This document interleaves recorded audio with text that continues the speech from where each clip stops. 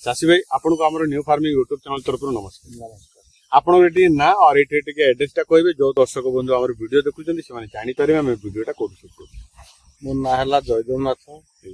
District Jagatsinghpur ग्राम हला महाकालेश्वर। अच्छा sir आपन टिके कोहंतु जो नुआ चाषी गुडा को बैंगन चाष करबा को चाहूछन से माने को कोन एमिते तांकर माइंड रे सब जिंस गुडा को थिबा कथा से सब जिंस से माने जानिथिले बैंगन चाष भलो भाबरे करि पारि जेमिति जमी प्रस्तुति कला आगु माटी हुडा बेड टेकिबा पूर्वरु कोन पकेबा कथा प्लांट केते लगेबा कथा प्रति एकर रे डिस्टेंस केते देबा कथा तापरे रोपण जतले करा जाय चाराटा केमिति करिबा कथा आउ को सीजन रे बैंगन चाष कले ग्राफ्टेड बैंगन तांको पाए भल से विषय के कोन प्रथम हला माटीटा प्रस्तुत आग मुख्य जो कोनसी चाष आपन करिवे आज्ञा बाइगण चाष जदि ग्राफ्टेड आपन करिया चाहूछन्ती ताले भल करी माटी 2-4 थर तक चाष करें कबूजा चाष करें। प्रथमतः गोटे एकर रे आपणकर 10 रु 15 ट्रैक्टर गोबर खत सड़ा गोबर खत दियो 7-8 ट्रैक्टर भूमि कंपोस्ट दियंतु माटी की आउ थे भल के हल करंतु तापर बेड जो प्रस्तुत आपन करिवे बेड को भल करी ता देहरे आपण माटी उर्वरक अनुसार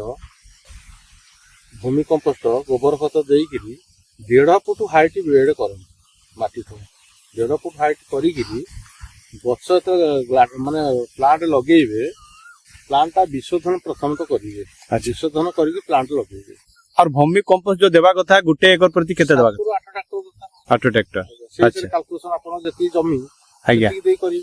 अच्छा माटीटा उर्वर रहिले प्लांट आपनकर ठीक डेवलप होबो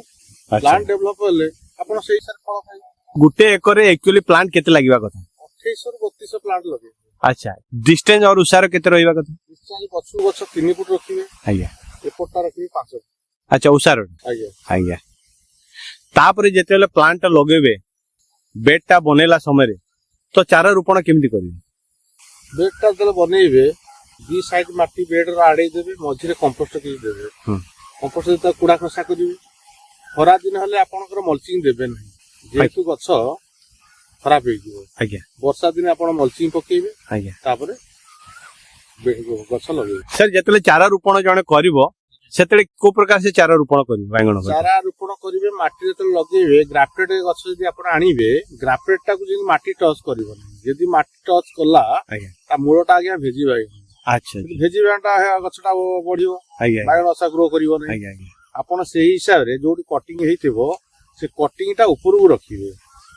अच्छा गछ बड़ हला परे ता मूळ रे किछि आपण सपोर्ट दे परिबे आज्ञा बुझि परछो ता मूळ को माटी देबे नै माटी देले ही भेजी बायण गछ ला भारिबो अच्छा जदि बाहला भेजी बायण আছে ताको मझिरे आपण काटी देबे अच्छा अच्छा चाची भाई ये जो बैंगन गछ जेते भी ग्राफ्टेड चारा लगौछंती कोन जेमिति देसी बैंगन आमे जो लगौछु पुराना पद्धति रे तड़ी पकेगिरी मजी काढ़िकी जो चारा बाहर करके आमे लगौछु सेतिरे जेमिति रोग पोक हेले आमे औषध दउछु कोन इथिरे भी सेमिति रोग पोक हेले औषध देबा कथा ना कंटिन्यू ता शेड्यूल हिसाब रे हो या न हो मेडिसिन देबा कथा एटा जेहेतु गोटे हमर उन्नत धरण रे चाष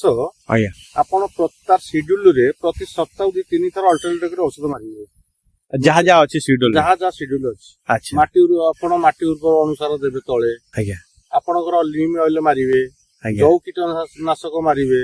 रोग जीवाणु नाशक मारिबे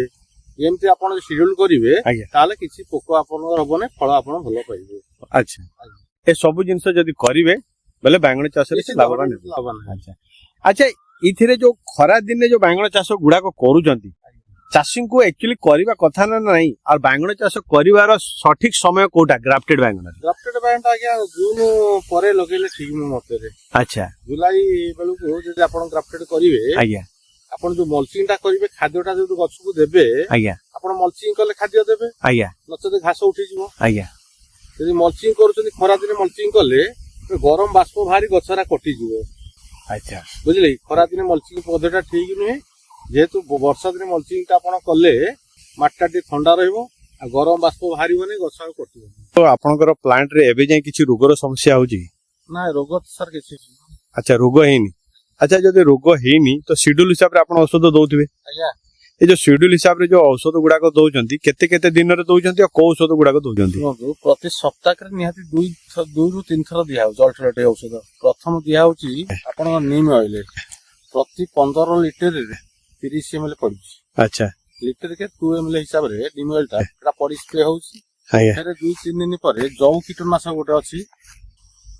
ସେଇଟା ଆଜ୍ଞା। ପଡୁଛି। अच्छा ସେ ପ୍ରତି 15 ଲିଟରରେ 30 ml ଆଚ୍ଛା। जी एमएल ତାପରେ ବ୍ରହ୍ମାସ୍ତ୍ର ଗୋଟେ ଥର ମାରିଥିଲେ ଆଉ ମାରିନି ଆଉ ଗଛ ସବୁ ଠିକ ଠାକ ଅଛି। एटा सब को समय रे मारुचंती औषध गुडा ସନ୍ଧ୍ୟାବେଳେ ସାର ମରା संध्या रे का मारुचंती अच्छा आपनकर प्लांट को एटा केते मास हेलानी ସାର୍ 45 ରୁ 48 ଦିନ ହେଇଯିବ। 45 ରୁ 48 दिन हे गेलानी कोनोसी प्रकार रोगर समस्या देखा जावनी ଆସିନି ମୋର ଆଚ୍ଛା। ଆସିଗଲା। फल आसी गेलानी नै कि ठीक ठीक अछि आज्ञा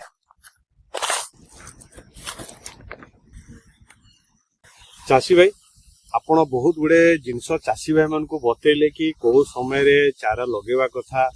आउ केते डिस्टेंस रे लगेवा कथा बहुत गुडे जिनस आपण चासी भाई मन को कहले चासी भाई मन को आउ किछि कहबे कि जो चासी भाई माने नुआ चासी जे बांगला चाष करूचंती से माने किछि भी एमिति तांको एडवाइस आपण दियंतु जोटा कि से माने भलो भाबरे बांगला चाष करिते किछि भी आपण जहा कि आपण एक्सपीरियंस ବାଇଗଣ ଚାଷ ହଉଛି ଲାଭଜନକ ଚାଷ ଲଙ୍ଗ ଟର୍ମ ଭଳିଆ ଚାଷ ଏଇଟା। ଆଜ୍ଞା ଆପଣ ଅଲଗା ଚାଷ ଯାହା କଲେ 2 ମାସ ଆପଣ ସେଥିରୁ ହାର୍ଭେଷ୍ଟିଂ କରିବେ। ବାଇଗଣଟା ଆପଣ କଣ୍ଟିନ୍ୟୁ ଦରକାର ପଡ଼ିଲେ 7-8 ମାସରେ ବର୍ଷେ ବି ହାର୍ଭେଷ୍ଟିଂ କରିପାରିବେ। ଯିଏ ଯେମିତି ଯତ୍ନ ନବ ବାଇଗଣଟା ହଉଛି ଚାଷରେ ଆପଣ ଲାଭବାନ ହେବେ।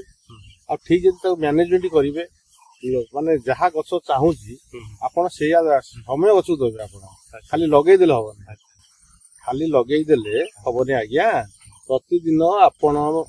ବାଇଗଣ କ୍ଷେତରେ ବୁଲିବେ ଗଛର କଣ ଚାହୁଁଛି କି କୌଣସି ପୋକ ଆଟାକ କରିଛି ସେଟା ନଜରକୁ ଆଣିଲେ ଆପଣ 100% ଲାଭବାନ ହେବେ।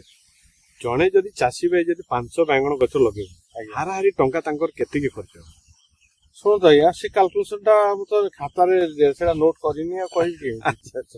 ନାଇଁ ଗୋଟେ ହାରାହାରି ବିବି କିଛି ମାଇଣ୍ଡ ରେ ଅଛି କି ନାଇଁ ସେମିତି ମୁଁ କହିପାରିବିନି କହିପାରିବିନି। ନା ଆଚ୍ଛା ଆଚ୍ଛା ସେ ଚାଷୀ ଭାଇ ହିଁ ସେ କାଲକୁଲେସନ କରିବ ଆଜ୍ଞା, ତାଙ୍କର ଆଜ୍ଞା। ମେଡିସିନ ତାଙ୍କର ପ୍ଲାଣ୍ଟ କୁ ନେଇକି ଠିକ ଅଛି ଚାଷୀ ଭାଇ ଆପଣ ବହୁତ ମୂଲ୍ୟବାନ ସମୟ ଦେଲେ ଖରା ସମୟରେ ଆମେ ଆସିକିରି ଆପଣଙ୍କର ପ୍ଲାଣ୍ଟ ର ଭିଡିଓ ଏଇଠି ତିଆରି କରୁଛୁ ଆପଣ ମତେ ସମୟ ଦେଲେ ବହୁତ ଗୁଡେ ଜିନିଷ ଚାଷୀ ଭାଇ ମାନଙ୍କୁ ବି ସେୟାର କଲେ ସେଥିପାଇଁ ଆପଣଙ୍କୁ ଆମର ନ୍ୟୁ ଫାର୍ମିଂ ୟୁଟ୍ୟୁବ ଚ୍ୟାନେଲ ରୁ ହାର୍ଦ୍ଦିକ ନମସ୍କାର ଚାଷୀ ଭାଇ ମାନେ ଆପଣ ମାନଙ୍କୁ ବି ମୋର ନ୍ୟୁ ଫାର୍ମିଂ ୟୁଟ୍ୟୁବ ଚ୍ୟାନେଲ ତରଫରୁ ମୋର ନମସ୍କାର।